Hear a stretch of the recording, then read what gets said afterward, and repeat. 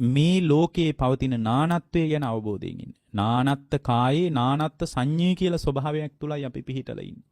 මේ ලෝකයේ තියෙන කාය නානත්වයක් සහ චින්තන නානත්වයක් තියෙන බව හොඳට මතක තියාගන්න. ඒ නිසා මම වගේම ලෝකේ හැමෝම නැහැ.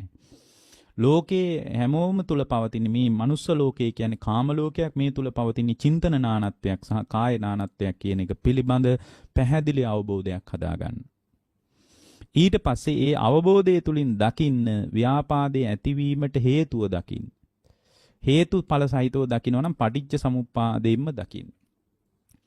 ව්‍යාපාද ප්‍රහාණය කිරීමේ ක්‍රමය ව්‍යාපාදේ ප්‍රහාණය කරන්න තියෙන්නේ පින්වත්නි ව්‍යාපාදේ ඇති නොවන විදියට හිත හදා ගැනීම පිණිස යා යම් ආධ්‍යාත්මික ප්‍රවේශයකට යොමු වෙන්න ඕන.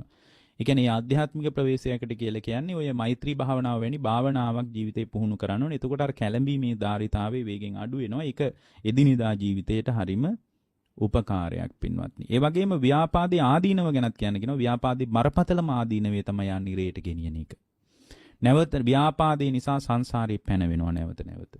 කෝකාලික වගේ භික්ෂුවක් සාරිපුත්ත මහරහතන් වහන්සේ එක්ක පටිගය හදාගත්තා. ඒ පටිගය හදාගෙන ව්‍යාපාදයේ මෙහිටි අන්තිමට මේ ව්‍යාපාදයේ තිබුණු බරපතල අවදානමක් නිසා තමයි උන්වහන්සේ ඇඟ පුරාම ගෙඩි හැදුනේ.